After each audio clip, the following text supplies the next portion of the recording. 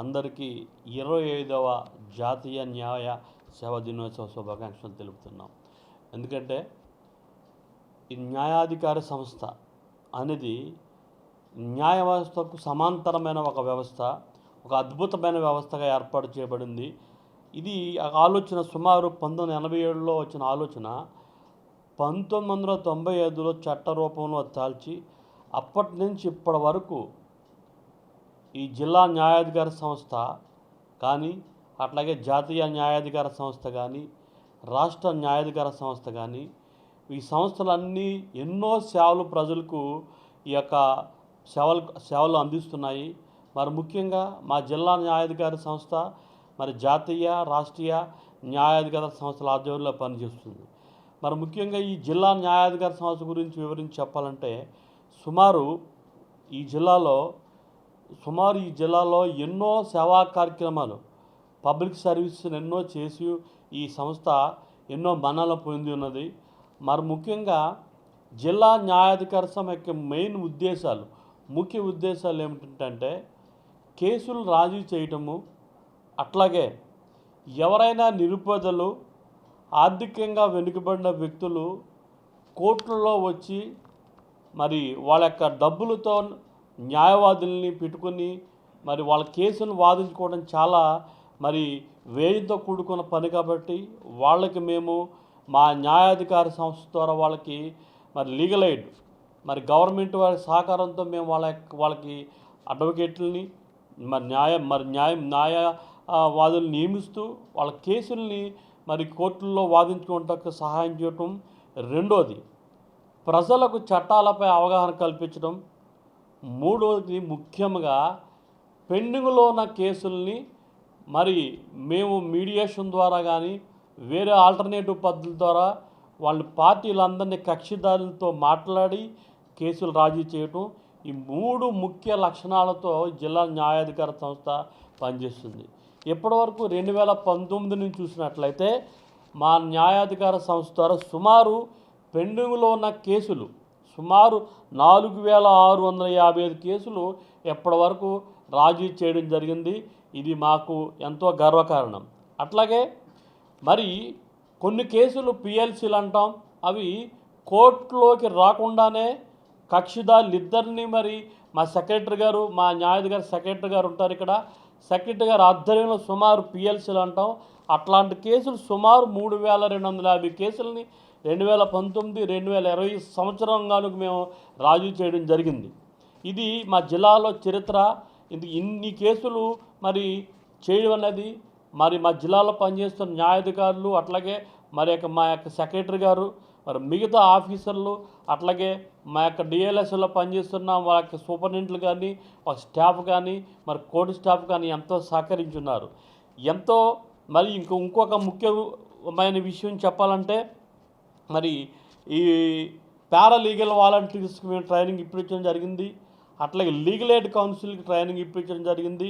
మరి paralegal volunteers ద్వారా గ్రామాల్లో వాళ్ళ ద్వారా చట్టాల గురించి అవగాహన కల్పించడం జరుగుతుంది. మరి ముఖ్యంగా మరి ఈ మధ్యకాలంలో మేము మరి చాలా గర్వించదగిన విషయం ఏంటంటే ఈ యొక్క అగ్రిగోల్డ్ బాధితుల విషయంలో మా యొక్క జిల్లా, ఈ విజయనగరం జిల్లా రాష్ట్రంలోనే మొట్టమొదటి స్థానం. సుమారు 56,000 మంది బాధితులు ఈ జిల్లాలో ఉన్నారు. ఇది రాష్ట్రంలోనే మా జిల్లా మొట్టమొదటి స్థానంలో ఉంది. ఈ 56,000 మంది యొక్క బాధితులకు మేము ఇప్పటివరకు సుమారు 36 కోట్లు గవర్నమెంట్ వారు ఇచ్చిన డబ్బుని మరి కలెక్టర్ గారు, ఎస్పీ గారు వాళ్ళ యొక్క మరి ఈ జిల్లాలో ఉన్న వేరే సంస్థల యొక్క సహకారంతో సుమారు ఎప్పటి వరకు 36 కోట్లు మరి ఎవరైతే బాధితులు ఉన్నారో ఆ బాధితుల యొక్క అకౌంట్లో జమ చేయడం జరిగింది. ఆ పని అంతా కూడా సిఐడి వారు సహకారంతో, అట్లాగే మా కోర్టు స్టాఫ్ సహకారంతో, మరి మా సెక్రటరీ గారు నిరంతరము, అట్లాగే మా డిఎల్ఎస్ సూపరింటెండెంట్ గారు, మిగతా స్టాఫ్ నిరంతరం నా పర్యవేక్షణలో మరి వీళ్ళందరూ సుమారు 36 కోట్లు వాళ్ళ అకౌంట్లో జమ చేయడం జరిగింది. ఇంకా కొంతమంది మిగిలి బాధితులు ఉన్నారు. ఆ బాధితులు కూడా త్వరలో 4,50,00,000 సుమారు మాకు గవర్నమెంట్ ద్వారా వస్తుంది.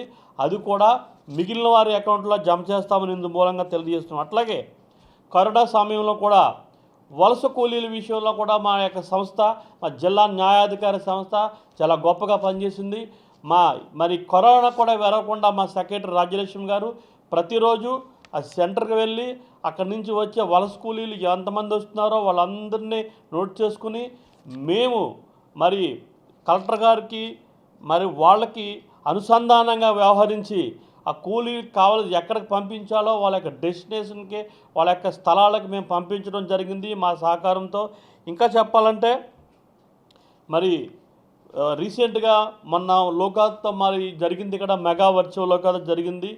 ఆ లోకాదాలత్లో గర్వించదగ్గ విషయం ఏంటంటే మా సెక్రటరీ గారు, మా జిల్లాలో ఉన్న న్యాయాధికారుల యొక్క సహకారంతో రాష్ట్రంలోనే మేము 3వ స్థానంలో నిలిచాం. 3వ స్థానంలోనే నిలిచి ఎక్కువ కేసులు మేము రాజీ చేసాం. సో ఈ విషయంలో మేము చాలా గర్విస్తున్నాం. మరి ఇంకా కూడా ఈ యొక్క జిల్లా ప్రజలకు మేము విన్నవించుకునేది ఏమన్నంటే, మీకు ఏదైనా అవసరం ఉన్నట్లయితే ఈ జిల్లా న్యాయాధికార సంస్థ ఉంది. మీరు జిల్లా న్యాయాధికార సంస్థ దగ్గరకు వచ్చి అప్రోచ్ అయితే మీకు కావాల్సిన సహకారాన్ని మేము అందిస్తాం. ఇంకొక అద్భుతమైన విషయం ఏంటంటే, మా పరిధిలోని విషయాలను కూడా మేము పరిష్కరించడం జరుగుతుంది. అవి ఏంటంటే, మరి చాలామంది తెలియక కొంతమంది నిరక్షరాస్యులు మాకు ఉత్తరాలు రాస్తుంటారు. మాకు రేషన్ కార్డు లేదండి, ఆధార్ కార్డు లేదండి, ఓటర్ కార్డు లేదండి. అట్లాంటి విషయాల్లో కూడా మేము మధ్యవర్తిగా వహించి మా సెక్రటరీ గారు జిల్లా కలెక్టర్ గారితో, ఆర్డీఓ గారితో మాట్లాడి వాళ్ళకి రేషన్ కార్డులు కానీ, ఆధార్ కార్డులు కానీ, ఓటర్ కార్డులు కానీ ఇప్పించడం జరుగుతుంది. ఇది మా పరిధిలో కాకపోయినప్పటికీ ఇది ప్రజా సంక్షేమాన్ని దృష్టిలో పెట్టుకొని డిఎల్ఎస్ఏ యొక్క పరిధి చాలా విస్తృతమైంది. అందువల్ల మేము ఈ యొక్క జిల్లాలో ఎన్నో అద్భుతాలు సాధించాము.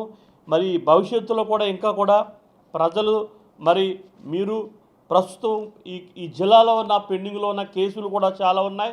ఇంకా ముందుకు వచ్చి మరి మా న్యాయాధికార సంస్థతో సహకారం తీసుకుని మీరు అన్ని కేసులు మీరు రాజీ చేసుకొని, అందుకనే మా స్లోగన్ ఏంటంటే రాజీ మార్గమే రాజమార్గం అని మేము ఎప్పుడు చెప్తుంటాం.